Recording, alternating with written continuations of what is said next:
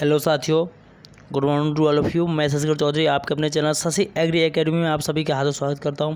देखिए, आज यूपी राजस्व लेखपाल के ग्राम समाज एवं विकास का ये प्रैक्टिस सेट नंबर 16वां है, जिसको हम लोग लेकर आए हैं और इसको क्या है हम लोग देखते हैं। देखिए, आज का हमारा फर्स्ट क्वेश्चन है, कृषि लागत एवं मूल आयोग का नामकरण किस वर्ष किया गया था? तो कृषि लागत एवं मूल आयोग की स्थापना भारत सरकार की एजेंसी के रूप में की गई थी। इसका पूर्व का नाम कृषि मूल आयोग था। इसका पूर्व का नाम क्या था? कृषि मूल आयोग था और इसकी स्थापना 1965 में की गई थी। पहले कब? 1965 में की गई थी, लेकिन इसके बाद में इसकी स्थापना 1985 में होती है। तो हमारा ऑप्शन दूसरा बिल्कुल राइट होता है। और इसके प्रथम अध्यक्ष कौन थे? Professor M.L. दंतेवाड़ा थे। इसके अध्यक्ष प्रथम कौन थे? M.L. दंतेवाड़ा, जो अभी हरा मटर रहा था ना दंतेवाड़ा वाला, तो M.L. दंतेवाड़ा थे। इसके प्रमुख 3 कार्य थे, कौन कौन से? न्यूनतम समर्थन मूल्य निश्चित करना, मतलब MSP घोषित करना, क्रय या वसूली मूल्य, निकासी मूल्य का निर्धारण करना। ये 3 इसके कार्य थे।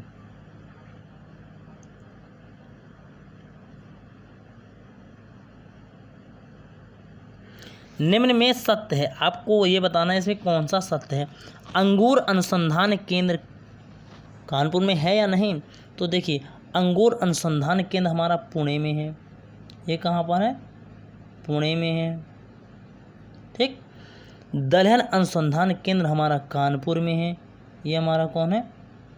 कानपुर में है। भारतीय कृषि अनुसंधान संस्थान नई दिल्ली में है। ये बिल्कुल सत्य है। केंद्रीय भैंस अनुसंधान संस्थान रोहतक में है। तो देखिए, केंद्रीय भैंस अनुसंधान संस्थान नहीं, ये भेड़ अनुसंधान संस्थान है, जो कि हमारा हिसार, ये कहाँ पे? हिसार में होगा। हिसार रोहतक में पड़ता है। केंद्रीय चमड़ा अनुसंधान संस्थान चेन्नई में है। तो हमारा कौन सा? तीसरा बिल्कुल राइट होगा। तीसरा इसमें सही दिया हुआ है। ठीक है। भारतीय बागवानी अनुसंधान संस्थान कहाँ पर है? तो भारतीय बागवानी अनुसंधान संस्थान बेंगलुरु में है। कहाँ पर? बेंगलुरु में है। राष्ट्रीय मत्स्यिकी विकास बोर्ड हैदराबाद, अंतर्राष्ट्रीय डेयरी परिसंघ बेल्जियम और राष्ट्रीय मत्स्यिकी पोस्ट हार्वेस्ट प्रौद्योगिकी तथा प्रशिक्षण संस्थान विशाखापट्टनम में है। ठीक है। केंद्रीय चावल अनुसंधान संस्थान कहाँ पर है? तो केंद्रीय चावल अनुसंधान संस्थान कटक में है। कहाँ पर? कटक में है। केंद्रीय उपोष्ण बागवानी संस्थान लखनऊ में है। राष्ट्रीय कृषि विपणन संस्थान जयपुर में है।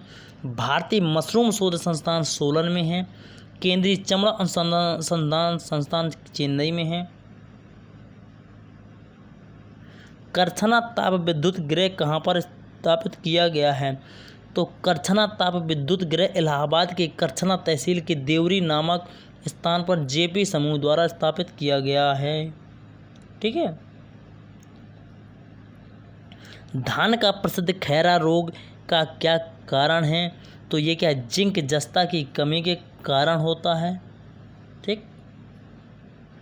कौन खरीफ की फसल है? तो देखिए, खरीफ की फसलों में मुख्यतः बाजरा, धान, ज्वार, मूंग, मूंगफली, गन्ना, सोयाबीन, उड़द, तुअर, कुल्थी, जूट, सन, कपास इत्यादि आते हैं। तो मतलब ये 3, ये क्या है? रबी की हैं, ये हमारी खरीफ की है। निम्नलिखित में से असत्य है, हम लोगों को ये बताना है। केंद्रीय मत्स्यिकी शिक्षा संस्थान मुंबई में बिल्कुल सही है। केंद्रीय कृषि अनुसंधान संस्थान ये नई दिल्ली में है। केंद्रीय कृषि अनुसंधान संस्थान पोर्ट ब्लेयर बिल्कुल सही है। लीची अनुसंधान संस्थान करनाल, ये पर क्या है? लीची अनुसंधान संस्थान करनाल में नहीं बल्कि मुजफ्फरनगर में है। मुजफ्फरनगर में है। केंद्रीय चारागाह अनुसंधान संस्थान झांसी बिल्कुल सही है। भारतीय सब्जी अनुसंधान संस्थान वाराणसी बिल्कुल सही है। लीची अनुसंधान संस्थान हमारा करनाल ना होकर के मुजफ्फरनगर में है। ठीक है साथियों। निम्नलिखित में से सत्य है। मुर्गी पालन एवं अंडा, ये हमारा क्या है? रजत क्रांति है। बिल्कुल सत्य।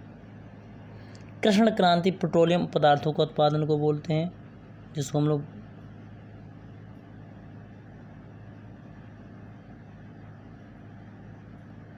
भूरी क्रांति नहीं, इसको हम लोग कृष्ण क्रांति बोलते हैं।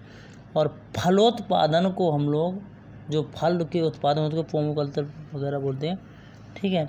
नीली क्रांति मत्स्य पालन को, गुलाबी क्रांति झींगा पालन को, पीली क्रांति तिलहन उत्पादन को, श्वेत क्रांति दुग्ध उत्पादन को बोलते हैं। जी, तो हमारा क्या पहला राइट है और ये सब क्या गलत है।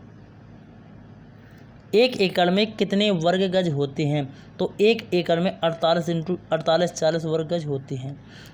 1 बीघा में 30-25 वर्ग गज होते हैं। 8 बीघा में 24,000 वर्ग गज होते हैं। 1 लट्ठा में 99 इंच का होता है। 1 बीघा 20 बिस्वा का होता है। और 1 मीटर में 1.094 गज होते हैं। ठीक है। किसी ग्राम पंचायत द्वारा उप प्रधान को पद से हटाने के लिए कम से कम कितने पंचायत सदस्यों का समर्थन आवश्यक होता है?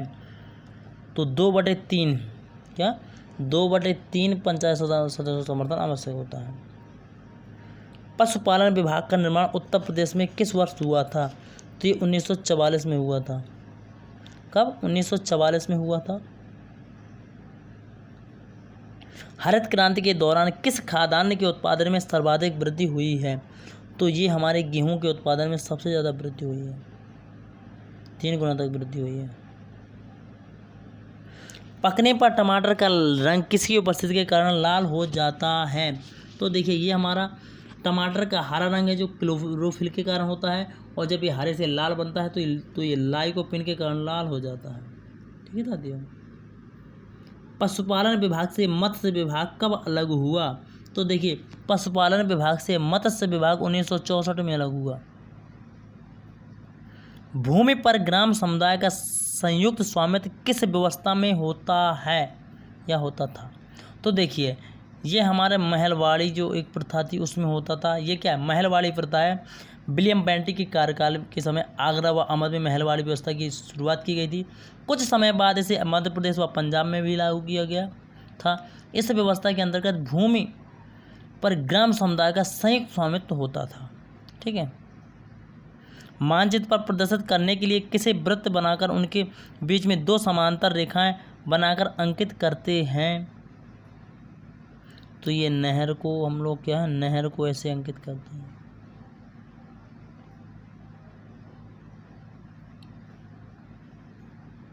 और देखिए, जैसे कि खलिहान को 3 खड़ी रेखाओं से के नीचे न्यून कोण बनाती हुई, 3 खलिहान होता है जो 3 खड़ी रेखाएं होती हैं जो बीच में न्यून कोण बनाती हैं, इनके द्वारा अंकित किया जाता है। और जो हमारा खेल का मैदान है, 2 खंभों पर वॉलीबॉल नेट बंधे हुए बनाकर खेल के मैदान को स्पष्ट किया जाता है। 2 खंभे होते हैं, इनमें नेट बांध दिया जाता है। ये क्या खेल के मैदान को इंगित करता है।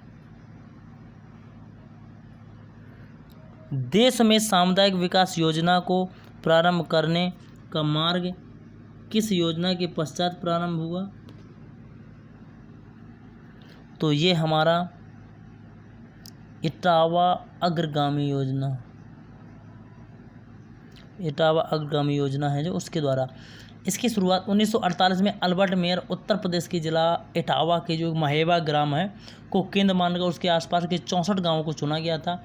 और जिसमें क्या ग्रामों और तथा ग्रामीणों को समन्वित विकास का उद्देश्य लिया गया था। इसके बाद क्या होता है, सामुदायिक विकास कार्यक्रम को प्रारंभ किया जाता है। तो इसे कहते हैं, इसे इटावा अग्रगामी योजना का नाम दिया जाता है। जी बिल्कुल। सर डेनियल हैमिल्टन द्वारा वर्ष 1903 ईस्वी में आदर्श ग्राम योजना कहाँ से आरंभ हुई थी? तो 1903 में आदर्श ग्राम योजना हमारी सुंदरम जो ग्राम होता है, सुंदरम ग्राम, ये हमारा कोलकाता मद्रास में पड़ता है। मद्रास के निकट एक सुंदरम ग्राम होता है जहाँ से योजना की शुरुआत होती है। रेड रॉट रोग किस फसल से संबंधित है? ये हमारा रेड रॉट मतलब गन्ना है, जो गन्ना की जड़ क्या सड़ जाती है, लाल लाल वगैरह लाल सा हो जाता है और पत्ती इसकी सूखने लगती है, जिसे हम लोग रेड रॉट रोग कहते हैं। पत्तियाँ पीली पड़ कर झड़ने लगती हैं। हाल ही में उत्तर प्रदेश के 3 जिलों को खुले में शौच मुक्त ODF किया गया। निम्नलिखित में से कौन सा जिला इनमें से शामिल नहीं है? तो देखिए, हापुड़, बिजनौर और शामली को घोषित किया गया। हापुड़, बिजनौर और शामली को, लेकिन मेरठ को नहीं किया गया।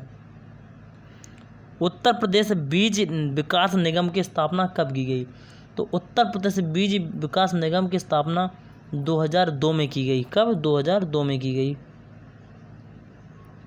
उत्तर प्रदेश भूमि सुधार निगम की स्थापना कब की गई? तो ये हमारे 1978 में की गई।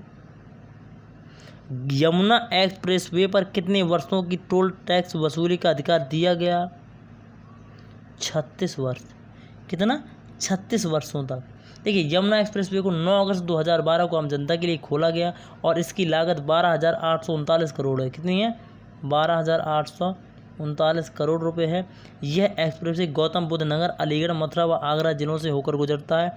इस पर 36 वर्षों तक टोल टैक्स वसूली का अधिकार इसके विकासकर्ता JP ग्रुप का है।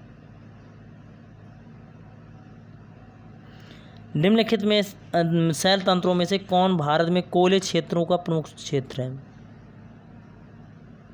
तो हमारा क्या गोंडवाना तंत्र है जो कोयले का प्रमुख क्षेत्र है। इसमें 113 कोयला क्षेत्र पाए जाते हैं, जिसमें 80 निचले गोंडवाना काल से संबंधित है। देश के 90% से अधिक कोयला भंडार इसी क्षेत्र में पाए जाते हैं जी, 90%।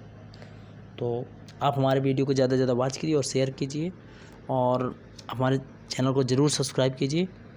Thanks for watching. Vande Mataram.